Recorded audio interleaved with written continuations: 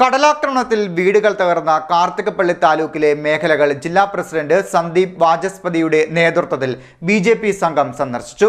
Monsoon കാലത്ത് കടലാക്രമണം ഉണ്ടാകുമെന്ന് അറിയാമായിട്ടും അതിന് ശാശ്വത പരിഹാരം കണ്ടെത്താൻ അധികൃതർ ശ്രമിക്കാത്തത് തീരദേശവാസികളോടുള്ള വെല്ലുവിളിയാണെന്ന് സന്ദീപ് വാചസ്പതി പറഞ്ഞു. കടലാക്രമണത്തിൽ വീടുകൾ തകർന്ന കാർത്തികപ്പള്ളി താലൂക്കിലെ പ്രദേശങ്ങളിലാണ് ബി.ജെ.പി. തെക്കൻ മേഖല ജില്ലാ പ്രസിഡന്റ് സന്ദീപ് വാചസ്പതിയുടെ നേതൃത്വത്തിൽ ബി.ജെ.പി. സംഘം പര്യടനം നടത്തിയത്. ചേലക്കാട്, പാനൂർ മേഖലകളാണ് പ്രധാനമായും സന്ദർശിച്ചത്. മൺസൂൺ കാലത്ത് കടലാക്രമണം ഉണ്ടാകുമെന്ന് അറിയാമായിരുന്നിട്ടും ഇതിന് ശാശ്വത പരിഹാരം കണ്ടെത്താൻ അധികൃതർ ശ്രമിക്കാത്തത് തീരദേശവാസികളോടുള്ള വെല്ലുവിളിയാണെന്ന് സന്ദീപ് വാചസ്പതി പറഞ്ഞു. ഓരോ വർഷവും ഇത് ആവർത്തിച്ചുണ്ടാകുന്ന ദുരന്തമാണ്. അപ്രതീക്ഷിതമായി ഉണ്ടാകുന്ന ഏതെങ്കിലും ദുരന്തത്തിൻ്റെ ഇരകളല്ല ഈ സാധാരണ മനുഷ്യര്. ഓരോ വർഷവും ആവർത്തിച്ച് ഉണ്ടാകുന്ന ഓരോ ദുരന്തവും സർക്കാരിനും സ്ഥലം MLA-ക്കും ഗ്രാമപഞ്ചായത്തിനുമൊക്കെ പണം ഉണ്ടാക്കാനുള്ള ഒരു അവസരമായി മാത്രം മാറുന്നു എന്നതാണ് ഈ ചേലക്കര നമ്മൾ പാനൂർ പ്രദേശങ്ങളൊക്കെ സന്ദർശിച്ചപ്പോൾ മനസ്സിലാകുന്നത്. കാരണം കടലാക്രമണം എന്നുള്ളത് പുതിയ ഒരു കാര്യമൊന്നുമല്ല. പക്ഷേ ഈ കടലാക്രമണത്തെ നേരിടുന്നതിന് വേണ്ടി പുലിമുട്ട് നിർമ്മിക്കുക, അത് ശാസ്ത്രീയമായി പരിരക്ഷിക്കുക എന്നതൊക്കെ ഭരിക്കുന്നവരുടെ ചുമതലയാണ്.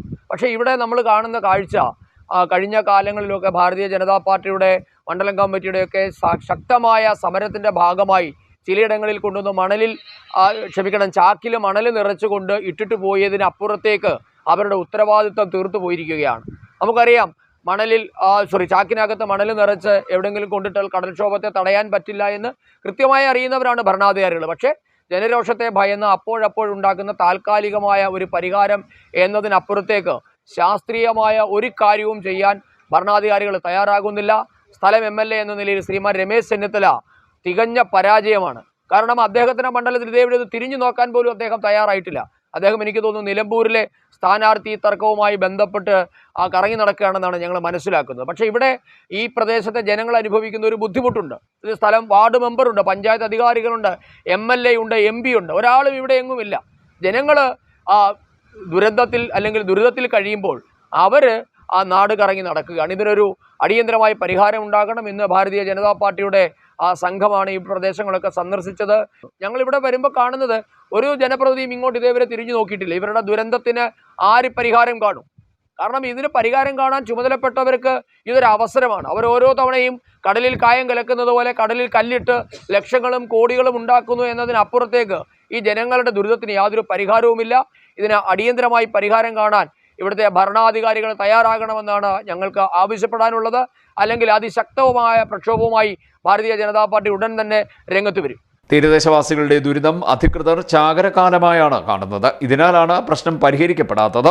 തൃക്കുന്നപ്പുഴ, കാർത്തികപ്പള്ളി പ്രദേശങ്ങളിലെ ജനങ്ങൾ അനുഭവിക്കുന്ന ദുരിതത്തിന് സംസ്ഥാന സർക്കാർ മാത്രമല്ല, സ്ഥലം MLA രമേശ് ചെന്നിത്തല അടക്കമുള്ള നേതാക്കളും ഉത്തരവാദികളാണെന്നും സന്ദീപ് വാചസ്പതി പറഞ്ഞു. ബി.ജെ.പി. ജില്ലാ ജനറൽ സെക്രട്ടറി കൃഷ്ണകുമാർ രാമദാസ്, ജില്ലാ സെക്രട്ടറി ധന്യ PS, മണ്ഡലം അധ്യക്ഷൻ M. Mahesh Kumar, general secretary Ajith Kumar, Arattupuzha ഗ്രാമപഞ്ചായത്ത് കമ്മിറ്റി പ്രസിഡന്റ് ബിജു, ശാരംഗധരൻ തുടങ്ങിയവർ സംഘത്തിലുണ്ടായിരുന്നു. ഞങ്ങളോട് അന്ന് പറഞ്ഞത് 10 മാസത്തിനുള്ളിൽ നിങ്ങൾക്ക് ഇത് മാറ്റിയിട്ട് നല്ല സേഫ്റ്റി ആയിട്ട് നിങ്ങൾക്ക് കാര്യങ്ങൾ ചെയ്തു തരാമെന്നും പറഞ്ഞാൽ അന്ന് ഞങ്ങളിത് വേണ്ടാന്ന് പറഞ്ഞ് ഞങ്ങൾ തടസ്സം നിന്നതാ. ഞങ്ങൾക്കിത് വേണ്ട, ഇത് ഞങ്ങൾക്കറിയാമല്ലോ ഈ കടൽ തീരത്ത് ഇതുകൊണ്ടൊന്നും ശാശ്വതമാകത്തില്ലെന്ന്. പക്ഷേ അവർ അന്ന് പറഞ്ഞ് 9 മാസത്തിനുള്ളിൽ ഞങ്ങൾക്കിത് ചെയ്തു തരാമെന്നും പറഞ്ഞ് ഞങ്ങൾ അന്ന് ഓക്കെ എന്തെങ്കിലും ഒരു അത്താണി ആകട്ടെ എന്ന് വിചാരിച്ച് ഞങ്ങളത് സമ്മതിച്ചു കഴിഞ്ഞപ്പോൾ ഇപ്പം അതും വേണ്ട കീറി അങ്ങോട്ട് ഉരുണ്ടു പോകുന്നു. ഇതുവരെ ഒരു പരിഹാരം കണ്ടിട്ടില്ല. ദയവ് ചെയ്ത് ഞങ്ങളുടെയൊക്കെ ജീവനിൽ ഞങ്ങൾക്ക് ഭയന്നാണ് ഞങ്ങൾ കിടന്നുറങ്ങുന്നത്. ഈ അവസ്ഥയൊക്കെ ഒന്ന് ആലോചിച്ച് നോക്കിക്കുക. ഞങ്ങൾ ജീവൻ ത്യജിച്ചിട്ടെന്ന് വണ്ണമാണ് ഇവിടെ നിൽക്കുന്നത്. എന്നാൽ ചോദിക്കും പ്രളയങ്ങൾ, ഞങ്ങൾക്ക് പോകാൻ പോലും മാർഗ്ഗങ്ങളില്ല. അന്ന് സമരം ചെയ്താൽ പറഞ്ഞു ഉടനെ കല്ലുണ്ട്, ഇപ്പം താൽക്കാലികത്തേക്ക് ഇടുവാന്നാ പറഞ്ഞ. അങ്ങനെ പറയാം, അല്ലെ ഞങ്ങൾ ഈ ചാക്ക് പിടിപ്പിക്കത്തില്ലായിരുന്നു. എത്രയോ വർഷങ്ങൾ ഞങ്ങൾ അനുഭവിക്കുന്ന ഈ ദുരിതം കാണുന്ന കടലും വീടുമായിട്ടുള്ള ദൂരം. ഇതെന്താ ഞങ്ങളുടെ ജീവിതം വരെ മുട്ടിയിരിക്കുക. വർഷം വന്നിങ്ങനെ ഫോട്ടോയും എടുത്ത് ആളുകളും വന്ന് കണ്ടു കേട്ടെല്ലാം പോകുന്നതെല്ലാം ഒരു പരിഹാരവും ഇതിനുണ്ടാകുന്നില്ല.